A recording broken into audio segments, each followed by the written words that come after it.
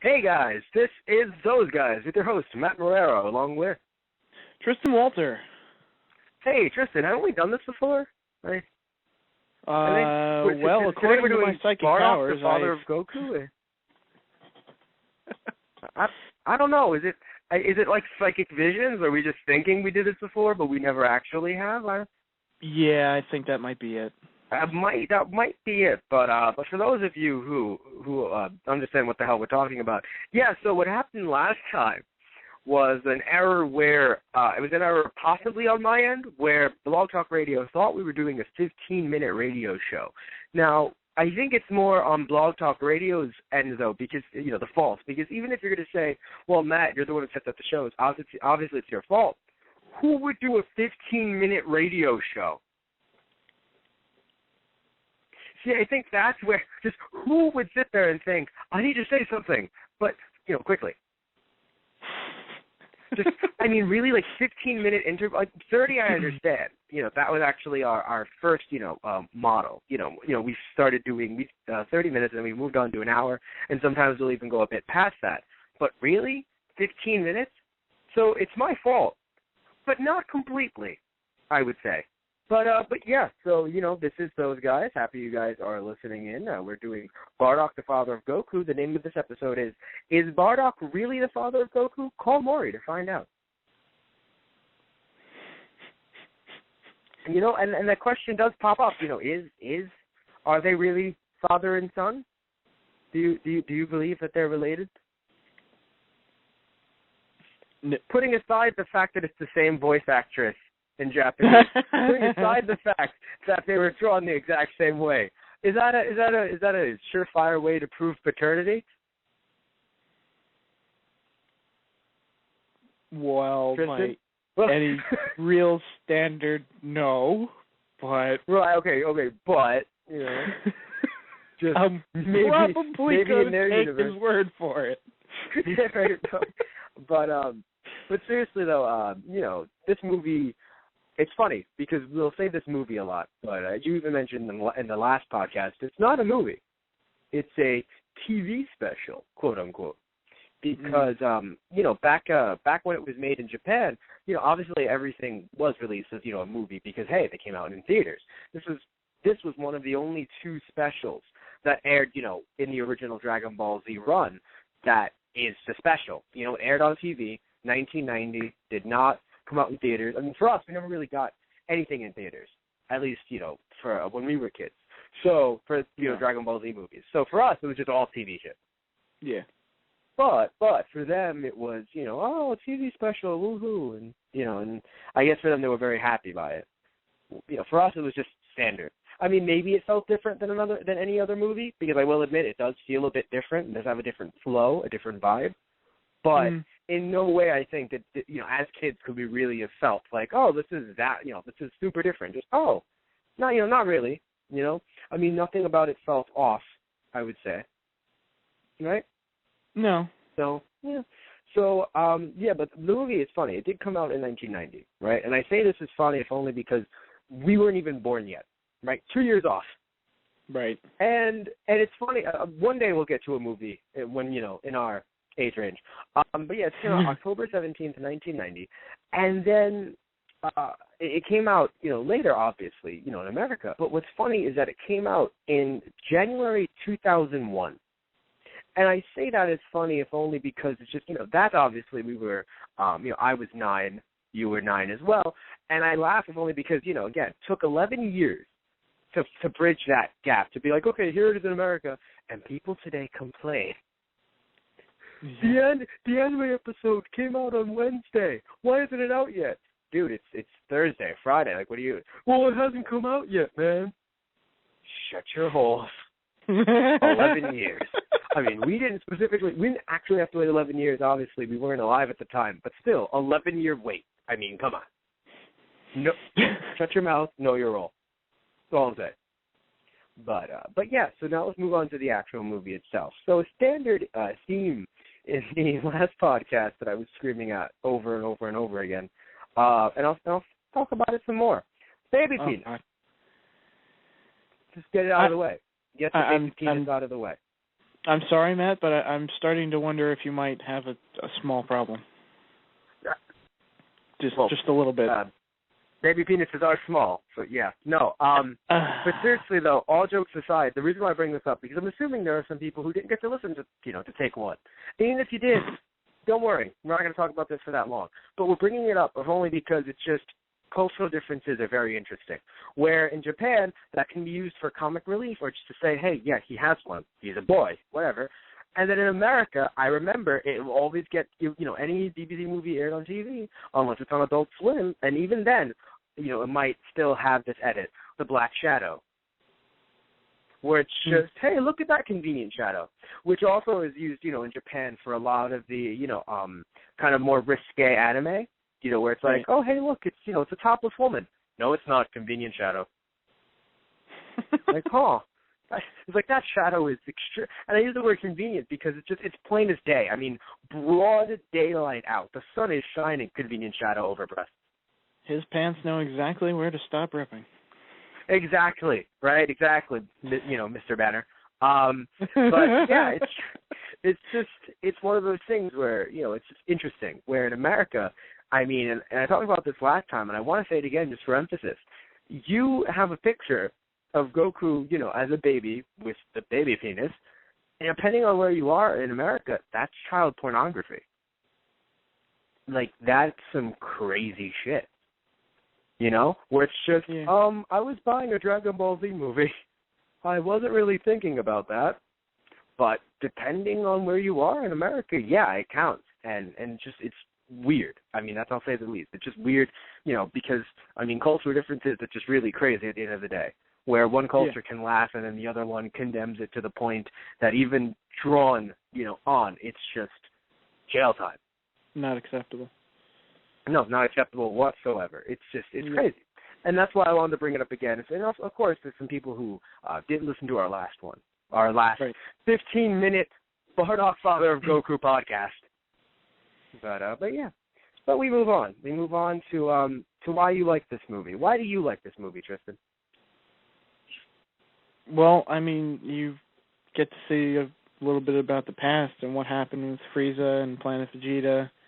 You even get to see a little bit about, Vegeta himself, how he grew up. And well, I would you get to see Goku's father, too. I mean, you get to see where the legend begins. Yes, no, we really do. And what I would say, too, is that you bring up, obviously, we see what happened in the past. It's all basically an entire flashback movie, but I don't know about you, but I mean, I'm sure you would agree too, but I believe that in no way, though, did this seem forced and did this seem, very linear, as if, because we know what's going to happen at the end, obviously. Obviously Bardock isn't going to live, unless you see the new special.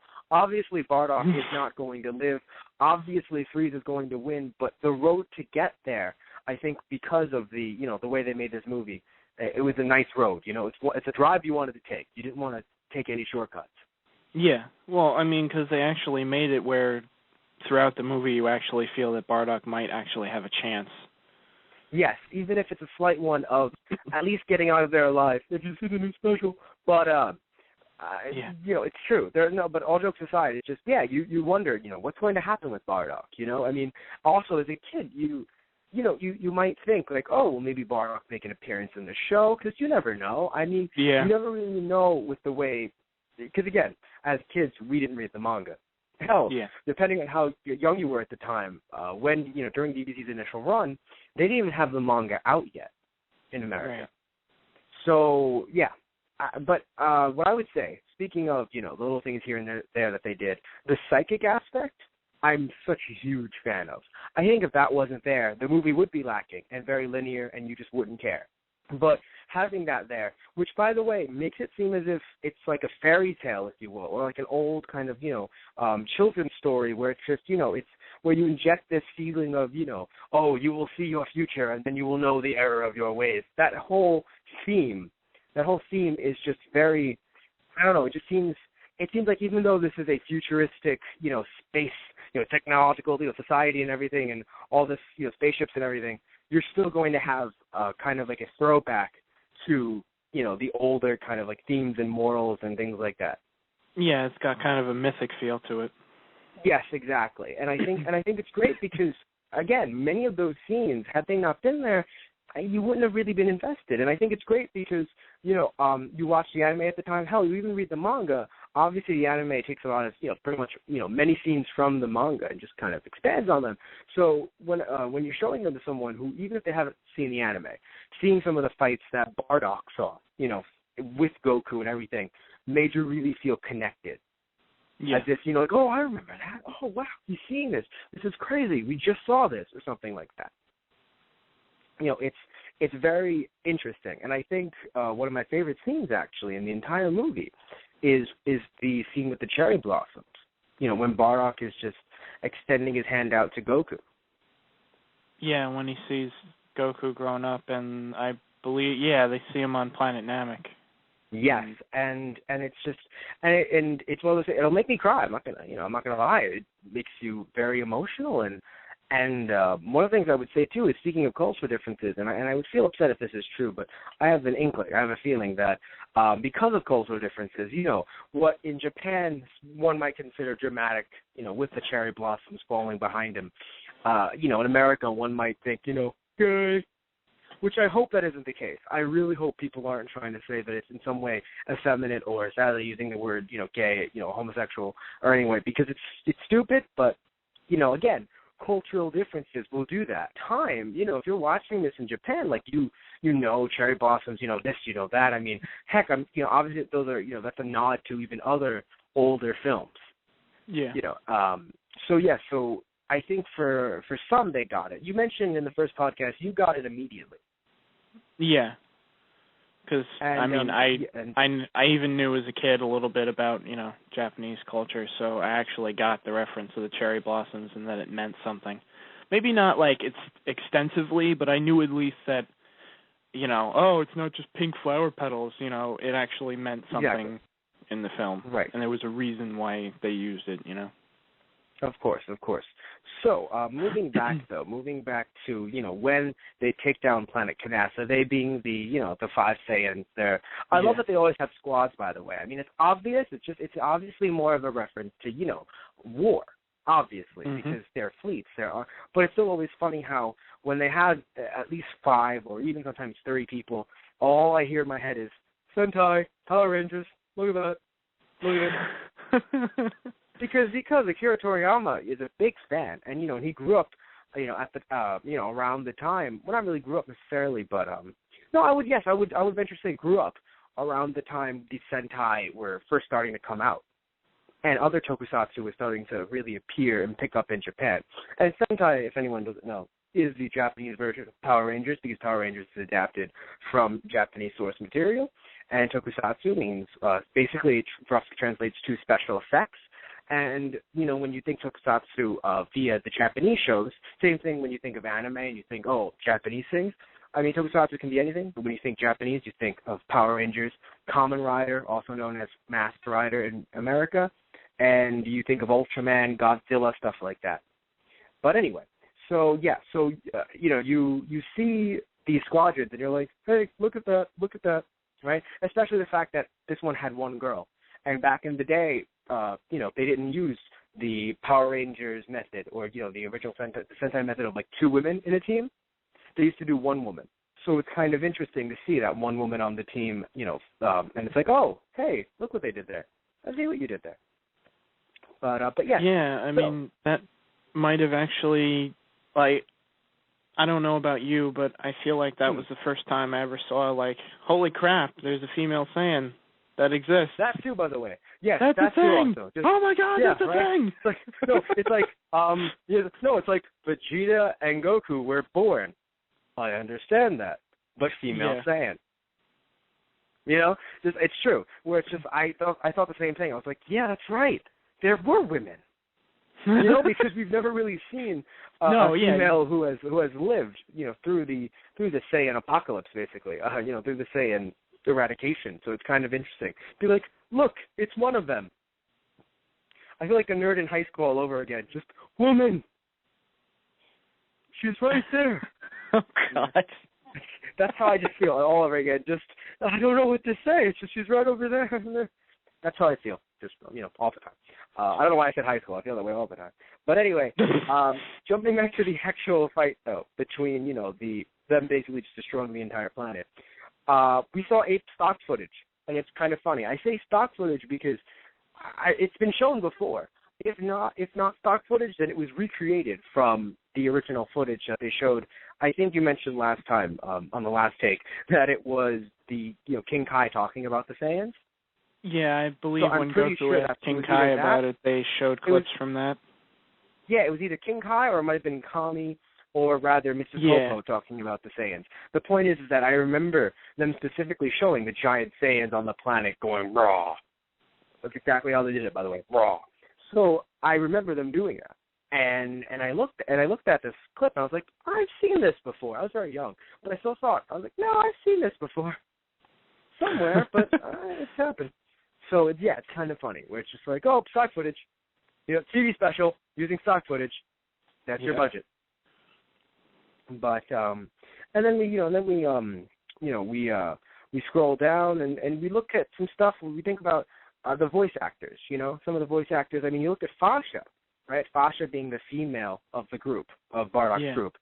And she was voiced over by Frieza's voice actor, or voice actress, who's the same voice actress behind Genkai in Yu Yu Hakusho, and, and many others for Funimation. And it's just kind of funny in a way, where it's just, it's like, oh, we need a woman to help Bardock in his quest against fighting Frieza, in a way. Oh, let's pick the one that's actually Frieza. Okay. All right. I mean, cool casting choice, I guess. Yeah. Yeah. But and then it's funny because we don't just see Bardock and his crew, as you mentioned earlier. We see Vegeta. As a wee little tyke. Vegeta. Little tyke. No, it's just I like it because I know he's a little bit older. They should make it's like they should just make a show called we have Dragon Ball Z. They should make Dragon Ball B. And it's B for baby. And you just have a little mini Vegeta pooping in his diaper while destroying planets. It'll be great. It'll be great. Imagine that. I just pooped my diaper, and I destroyed the universe. Nappa, come change me. Yeah, exactly. Nappa, come change me. Also the planet. Come change the planet. It's destroyed. And then of course we had Nappa with hair, by the way, which it's funny because I feel as if he already started losing hair. Had we seen him 10 years prior to this moment, he would have had an afro. Yeah, I was gonna say, how much you want to bet he's lost more and more of his hair the more fights he's been in. He started out with an afro, and then just with every consecutive fight he was in, he lost another piece of it. I would not be surprised. She's the only. Actually, it was kind of funny. It actually is really funny. I kind of hate this in a way because I remember them saying things like, "Oh yeah, wait, actually confirm this for me." Although I believe this is an anime thing, but confirm this for me. If a Saiyan loses their hair, right? Right. Can they grow it back? Yes or no? If they've lost their hair, because I remember a line Vegeta saying that it doesn't grow back. Then in GT we see him with a mustache. So now I'm wondering if we're just going to chalk this all up to filler in a way. Yeah, they kind of just but at the same time, with that. Yeah, because the line that Vegeta uses was in the it was in the Cell Saga. They're up on Kami's lookout. Oh, and he says, right in front of you. Saiyan's hair is the same way, since the day he was born. It doesn't change, but. Right. You would, Bulma had just given Trunks a haircut, but I think the whole thing with that was because he was half human, so his hair still grows. Yeah, and of course Gohan, you saw how his hair grew. So, so that's the way. And you look at Goku and his hair is the same way. You look at Vegeta, his hair is the same way. And then you have Nappa with the small hair. So you're thinking maybe he shaved, maybe he just decided for a new look. Yeah, maybe. A permanent look. I know it sounds stupid and silly, but it's really interesting how. And also, I would like to add that even though the manga should have been out at the time, because I believe the manga said the same line, but as the episodes came out, that the Nappa thing was released before the episode came out with Vegeta saying that. Yeah.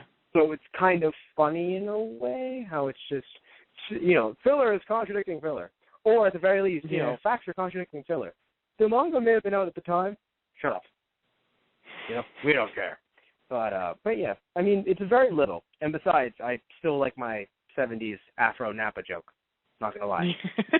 I want 70s Afro Nappa really badly. So, if now we get into the question of if Nappa turned into a Super Saiyan, now it wouldn't just be his goatee; it would also be his afro. Now think about that for a second. He's going to have a golden, glowing afro. Don't give Japan any ideas. Like, I'm not going to lie, that would probably be an alternate costume for Nappa if Japan gets wind of this. We should not give them any ideas. By the way, I'm sending letter to Akira Toriyama as we speak. No. If I ask if you want to call in and if you want to talk to us about this movie or TV special, quote unquote. If you want Akira Toriyama to draw Nappa with a golden afro, please call us. Then please call us at 718-664-9468. The number again is 718-664-9468. If you call us enough, we get enough calls, we will send Akira Toriyama the letter.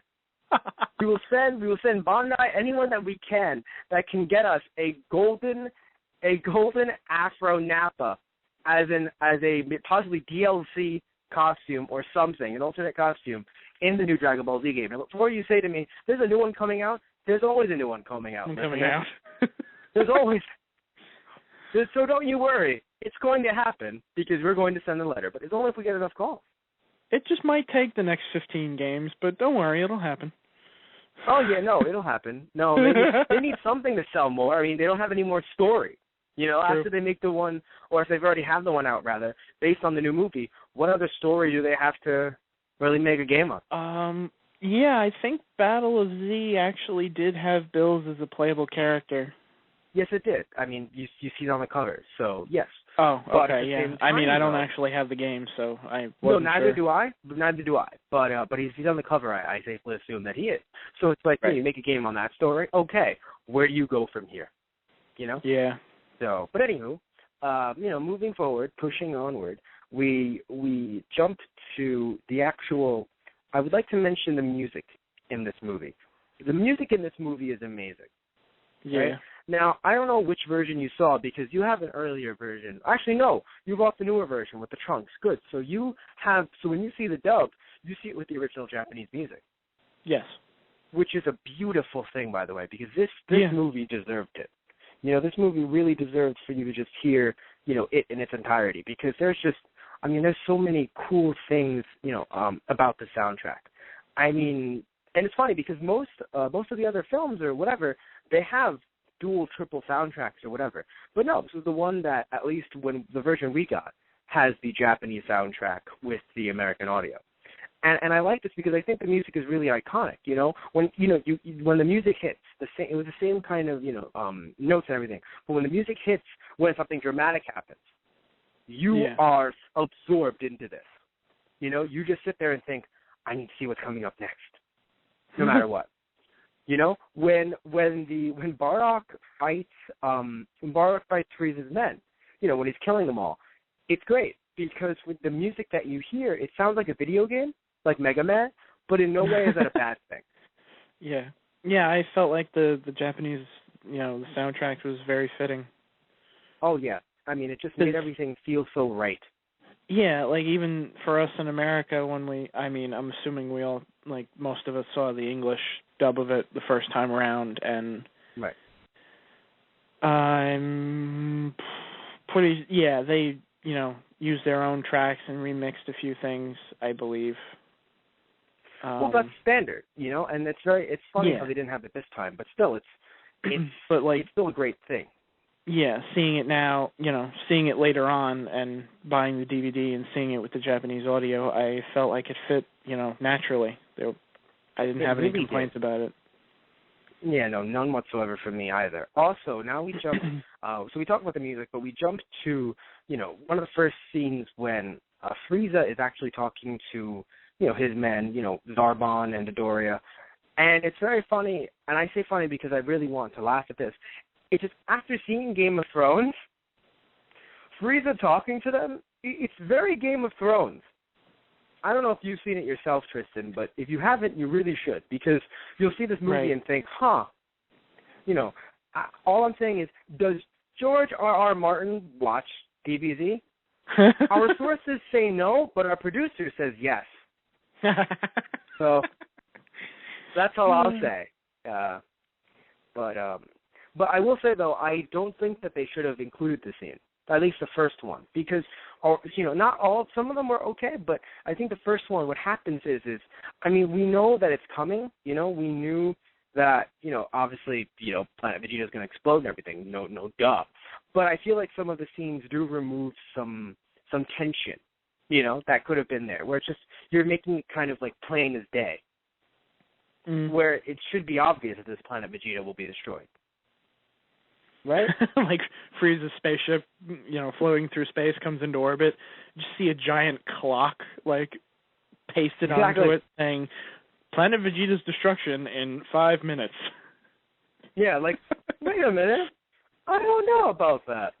But no, I agree completely. Also, you have the Saiyans, right? And Saiyans usually are based off of different kind of foods or something, right? And usually they may be based off of vegetables, right? Yeah. Is it just me, or did you kind of chuckle at the fact that they went to destroy a planet called meat? Yeah, because the first time I heard that, I'm like, planet meat. At first, I thought they said meat, and I was like, all right, destroy all the computer nerds, whatever, fuck you too. but then all of a sudden I heard meat, and I was like, oh, that's funny.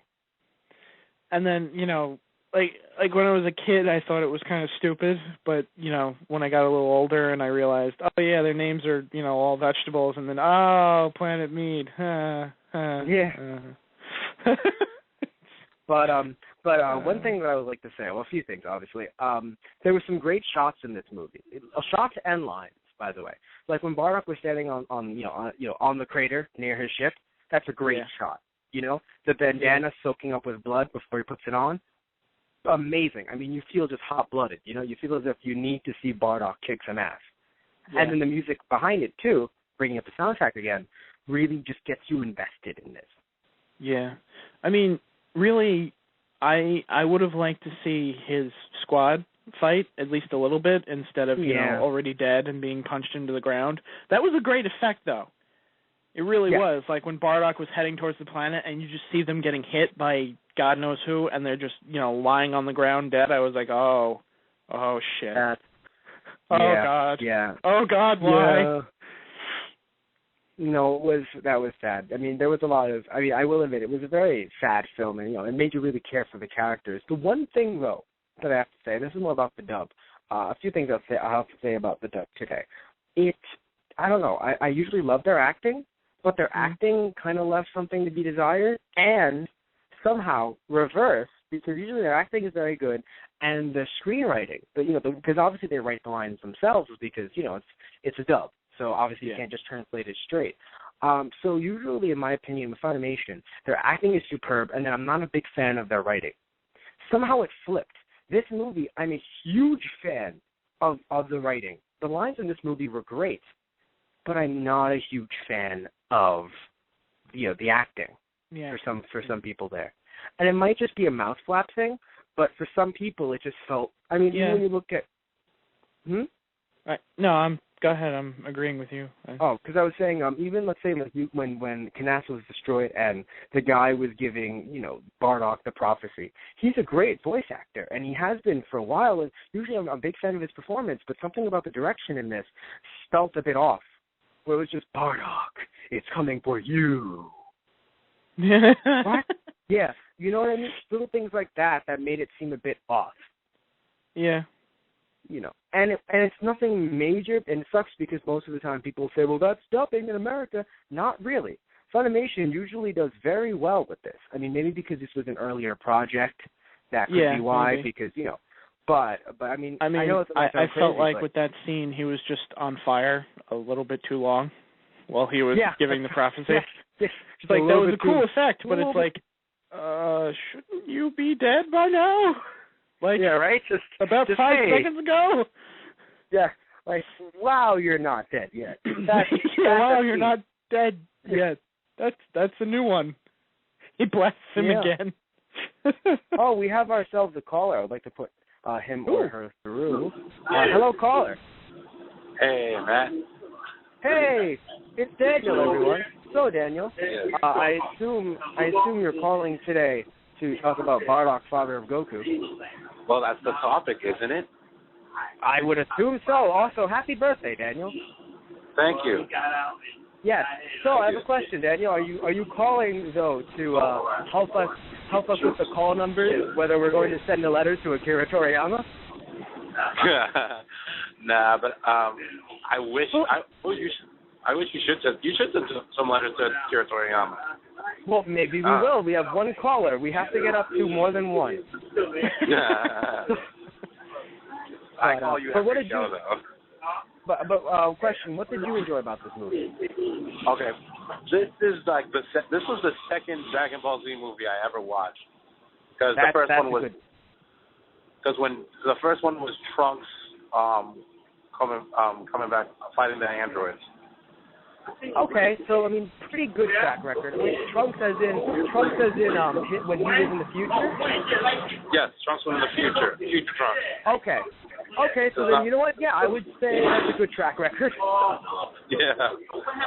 And I do enjoy the movie because, like, you know what's going to happen and how bad you're going to feel at the end, but it's still the ride, the building towards it. It just feels good. You let that crash. It's true. I mean, you know, and I thank you for adding on to that as well, Daniel, because it's true. You know, I mean, it's just a build-up. It's something that you just cannot look away from. But yeah, so but Daniel, thank you for calling as always. You know, definitely, you know, keep on listening, and of course, you know, thank you for being on, Daniel. No problems, man. And of course, to anyone else, we currently have one caller.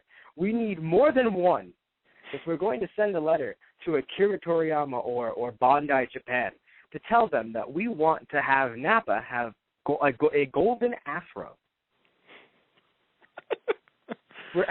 What's sad is that I'm really contemplating doing this. This isn't like clickbait. This isn't clickbait. It's going to happen. But so we need right now is we need more than one caller. So if more than one person is currently listening to us live, call. But seriously though, so as we were talking about, you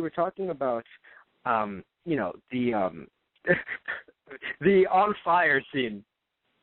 Yeah. You're on fire for a bit too long. Am I really? Dude, it's been like 8 hours. Dude. I know. Like, so, why am I not dead? We're confused too. It's like, does anybody else smell barbecued fish? No. Yes. That's me. Wait. Yeah. But wait. But yes, so oh God, that's me. Yes, just collapses right there. But this is how it ends. Now we jump back, right? So we jump back there because barbecued fish. So now let's get back to Bardock's fight. It doesn't involve that at all. So his really, like, this, you know, the fight that we love to death. I mean, I was such a huge fan of it. You know, it showed how good he was at combat. You know. And it's interesting because, and it's great because, I mean, of course he learned how to fight in theory through fighting, but he wasn't trained. Where you look at Vegeta, and you can safely assume, I mean, with the fact that he had Cybermen there, that, you know, he, in a way, has been, quote-unquote, trained, you know, where maybe when he was a bit younger, because I don't know how old he is there, but he looks a bit like 8, I would say. But maybe when he was younger, he had people telling him through the command, you know, left, right, because you can speak to him in there. So he's had this sheltered life of kind of training, where you look at someone like, you know, Bardock, and it's just, let's just throw him on a planet and see what the fuck happens. Yeah, pretty much. Yeah, and yet still his team has been able to, you know, work through that and to win. And I mean, it's amazing to really see because, you know, they were sent on a planet. That's why there's all this talk of killing them, because they were sent on a planet where they were supposed to die. You know, Frieza just assumes that whenever he sends his Saiyans out, they're just going to laugh. They laugh because they're going to die. Yeah. And yet they overcame that. A planet that should not have been able to, his elites were going, we'd rather not go there. Yeah, we'd rather not go there today. Jim has a dentist appointment, and Bobby has to go to the doctor tomorrow. Yeah, just little things like that, where it's just like, Jim and Bobby are looking at him. We didn't tell you about these things. Okay, so I may have already went to the planet, and then I decided to go. Either way, though, Jim, don't step on a crack tomorrow. It's going to be really bad for you. But do you think the Frieza healthcare plan will cover this for us? Yeah, it's just Frieza just turns around and death beams them both. Frieza's healthcare plan. He's a genocidal, racist maniac. Still better than Obama's stuff. His health. Hey, then. I know nothing of politics. I was going to say I know that. nothing of. Whoa. I have no shit. But what? That went to a place I didn't expect it to. Neither did it for me. But seriously though, so I don't know why I'm saying seriously as I'm leading into a joke. Just seriously though, this joke is funny because joking is serious business. Yes, right, serious. So we have Bardock fighting these guys, right? Frieza's men, and one of them does an amazing thing. I mean, punches right through this guy's chest, basically, getting his hand stuck in his chest, and then Bardock being able to go back and then blow him to smithereens. Though I have to say, the shot that they used is a very interesting one. His head was right above his crotch, and all I could think of is just the guy screaming, "I've died the way I've lived," as he's being blown up. Oh. Just, I don't know. Something that's what came to mind. I'm sorry to say this, all right? I didn't know how else to really take it. It's just a really weird shot. I assume it's also for humor, but it was just a very interesting. It was a very interesting shot, right? And I wanted to say with the whole thing of being, dropped on a planet as a baby and fighting your way to where you are now. Mm-hmm. I feel that's really reflected in how Bardock fights. Explain. Because, well, I mean, if you look at him compared to how Goku or Vegeta fight, he's very wild with his movements. He's moving all over the place, and he definitely uses his terrain to his advantage. I mean, the giant dust cloud that forms. I think it's after they sent him into the ground and they start blasting away, and it creates this huge dust cloud. Yeah. So then Bardock uses that to his advantage instead of, blowing it away I feel like Goku probably would do, or something to that effect. Goku would somehow blow it away. Vegeta would just blast through them at it. Yeah. But no, Bardock creates a diversion in a way that, I mean, as a kid, I thought that was the coolest thing in the world. That was such an amazing, it was guerrilla warfare, basically. Right. His fighting style, you can tell, is different. You can feel it. And, he'll use his different surroundings, and that's when he catches the other guy off guard. You see the shadow in the background, and they're like, oh, we've got him. It's you didn't, you're wearing a scouter. You probably could have, looked for him with that first, but, go for it. I'm sure you'll pick the right one. Punch your teammate in the chest. Oops. Yeah. And this is Frieza's elite. Yeah. I mean, and that's what's really, and that's how you can tell. And that's another lesson right there, where it's just, Bardock is in no way the elite. Clearly, he wasn't trained to fight in a way that he knows how to, like you said, use the terrain to his advantage and things like that. Where these guys were trained, and yet, dust clouds form. They're like, oh well, whatever. Yeah. And it's no, that's really bad. You need to be aware of your surroundings. Really bad for you right now. Oh yeah. But also, speaking of the dub. Quickly, I brought up before how, the acting, but now I need to bring up something even more important. They actually added in lines. And I don't mean added in as in they made lines longer or something. They actually added in lines to whenever Frieza was speaking to Dodoria and Zarbon. I don't know if you are aware of this because I don't know how long it's been since you've seen the Japanese version, but it's actually very interesting how, in this case, I'm actually not a big fan of the dub now. It's actually taken me back in a way because... okay, you look. Let's say Frieza is, standing there menacingly. You don't really see his face, right? Right. Which is what they were doing a lot. And then you had, Zarbon and Doria speaking to him. Right. Usually, he would actually say nothing, or he would nod, or he would smile or grunt or something, right, to make you think, okay, this is what he plans on doing, right? And you can see that with that, he would make, let's say, like Dodoria even more frightened. When Zarbon would go, "You idiots, they're still alive." What? No, they're not. And then you see Frieza there, and maybe like a little tiny like movement in his body, and Doria's like, "Oh, I'm sorry, I'll take care of it right away," right? Because he's just silent the entire time. Yeah. And if you do see his face, it's very kind of calm. lose some of that effect. You really do. And why does that effect matter? Usually I would say, it's a little thing. It matters because angry at the end, fuming, you don't see his face at all. Like, you don't see his face, right? You don't see his face. He isn't even like, or anything, right? What you do see, however, is when they're like, "Oh, I'm sorry, we'll go take care of it," and they run away, right? So they're running away. You finally see that view of Frieza's face. I think, if I'm correct, you probably saw maybe either none of Frieza's face or a little bit of it in the entire film. But at that time, though, when you see his face, he's fuming. Yeah. Where it's just like, haha, the man who's been silent and, and deadly this entire film finally he's been broken. Yeah, finally his calm, cool, and collective nature is now failing him. Exactly. Or facade, not nature. Exactly. Yes. No, I agree. And that's the thing where it's just, it's finally broken down. Where in the dub, you really do lose that because it's literally adding in lines. There's some parts where it's just complete silence. Yeah. That have now had Frieza saying something because you can't see his face, so you can add in anything you want to because of mouth flaps. Now, like that I would like to see of Frieza. I know I said I alluded kind of to this in when we talked about the cooler movies, but just Frieza's attitude. Mm-hmm. Like if it was, I believe I do remember what you're talking about here. The difference between the English dub and the Japanese dub, but I feel like in this special, Frieza's not.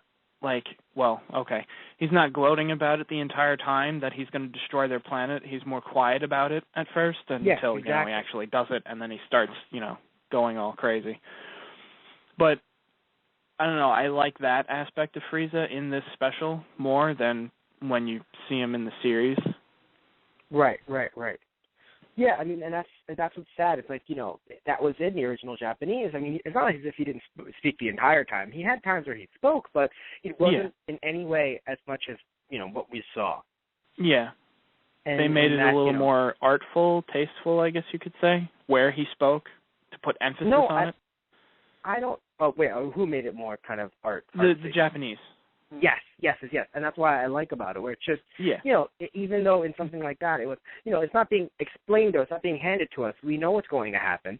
There's no reason why he needs to say over and over, I should probably destroy these people. It doesn't need to happen. Right. But, and we move on, because again, I don't want to say it's just a bad version or anything. It's just usually I enjoy the dubs to a certain degree, and in this case I still do, but adding in lines like that, it really, in my opinion, takes away. Yeah. Because I think that you could have easily kept, because you didn't have to add in those lines, in my opinion. Right. Certain things I understand completely. When you dub something over, you have to do certain things. Completely, obviously. And hey, maybe they did it for American, children's audiences. I hope not, but that would probably be what happened. Yeah, I'm thinking too. Yeah. Yeah. But, and also I would like to say, I think one of the best parts of the film, because I've talked about, it's like, maybe my favorite part is this, my favorite part is this. I think one of the best, though, if not my favorite out of the entire film, is when Frieza destroys the planet. Sounds scary to say that. It's like, well, why? What? Like, what the fuck's your problem? The reason why is because, throughout the film, we really haven't seen that much of Frieza's face, right? You really haven't seen him react other than maybe being angry. And if you know the Japanese version, he barely spoke, so you really didn't get too much to read from him. But the time in this film, the one time where he shows joy, like joy as if a child walked into a candy shop and realized that they also sold toys. Just this that joy. kind of joy. Yeah. from eradicating a race. Yeah.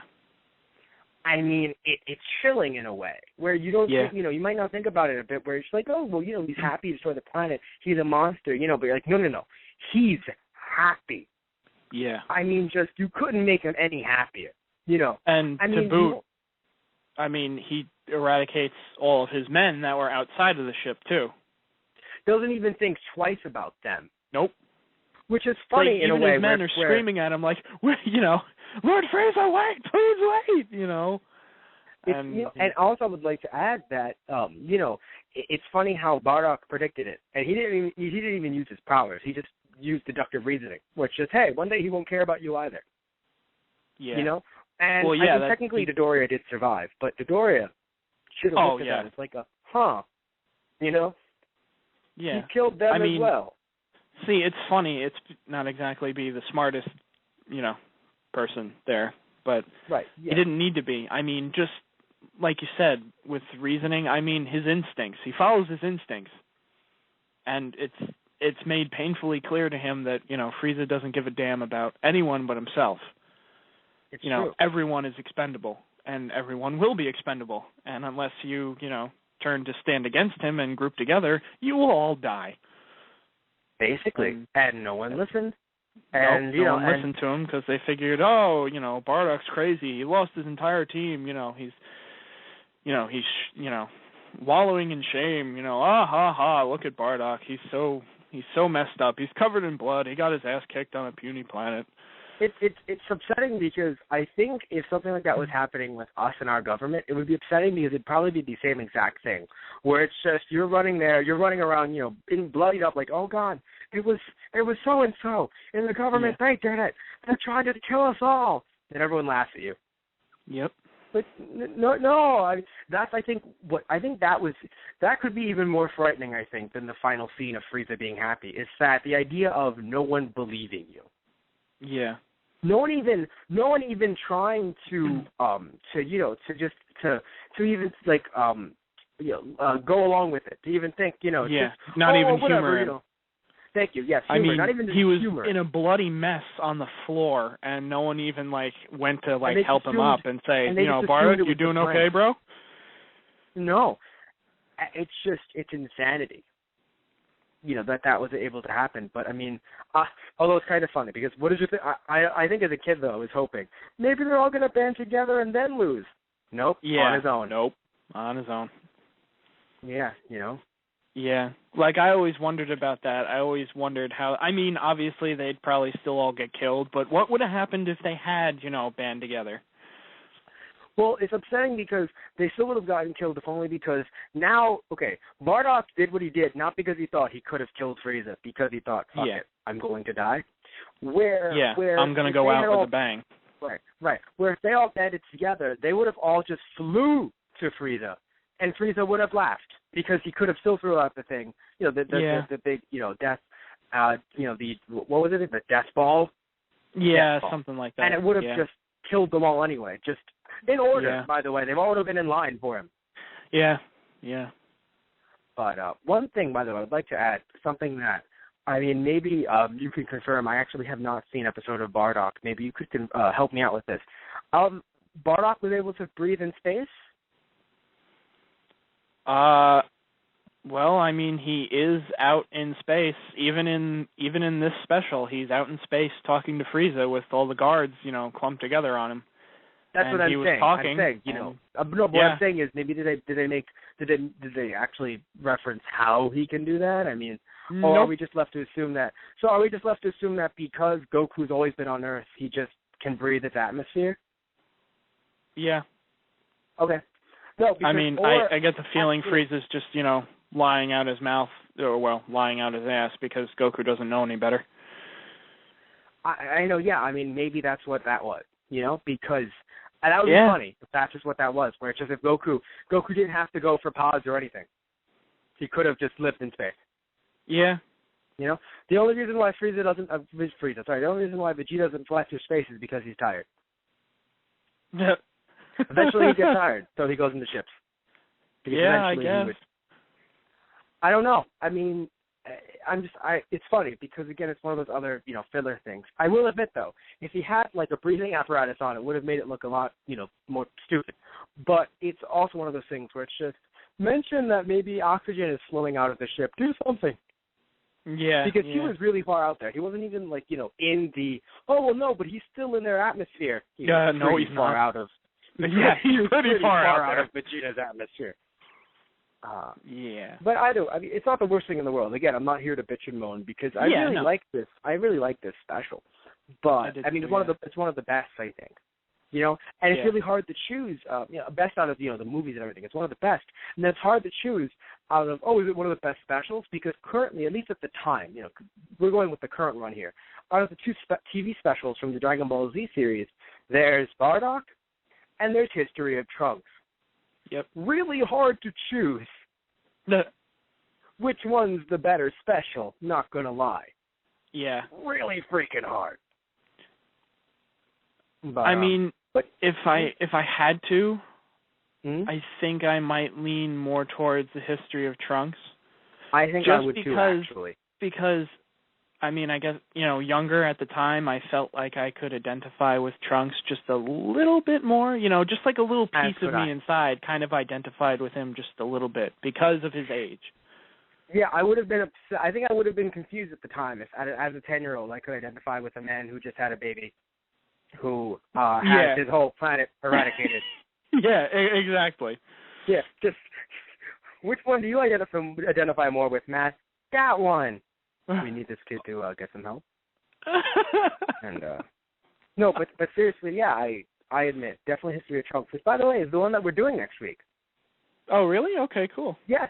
Well, because the original plan was to just stick with movies, but then obviously specials came up, and I think it felt a bit strange to not do specials at all until the end, and then think, all right, so the entire movie series is over. Let's jump back to Bardock for some reason. Yeah, I know, because you wanted to keep somewhat of a timeline or canon line kind of going with this. Yeah, somewhat, so, as much as possible. And Trunks is before the 7th film, the one with the androids. The one that's like, are they really super? Is Android 13 really super? I don't know. But, we have ourselves another caller, actually. Cool. Let me patch him in. Hello, caller. Hey. Hello, caller? Who is... Hey, Nappa. I don't want to have a golden afro. Well, actually, Mr. Nappa, by being the second caller, we're going to have to send in the letter to Akira Toriyama, so I'm kind of sorry. No! Damn it, Vegeta! You told me if I called, I wouldn't do it!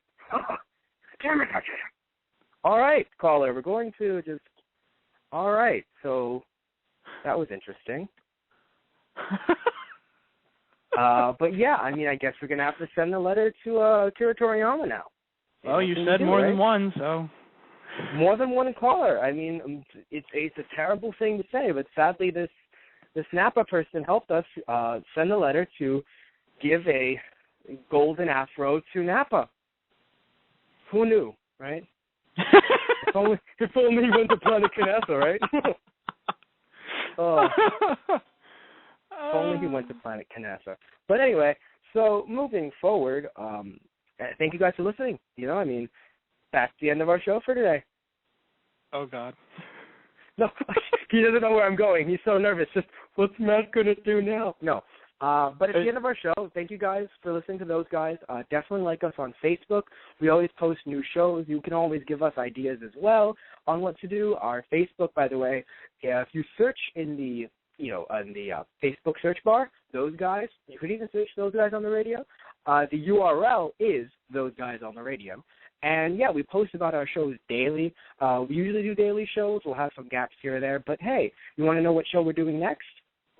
Like us on there. Because we're not doing – the next show that we are doing is not the Trunks. See, it's in our DBZ series, yes, but it's not as if we're doing Trunks tomorrow. We could be doing anything tomorrow. We could be doing, the Rumor Mill with myself and Satish Ram. We could be doing Monday Night Raw's Raw Recap on Monday. And, yeah.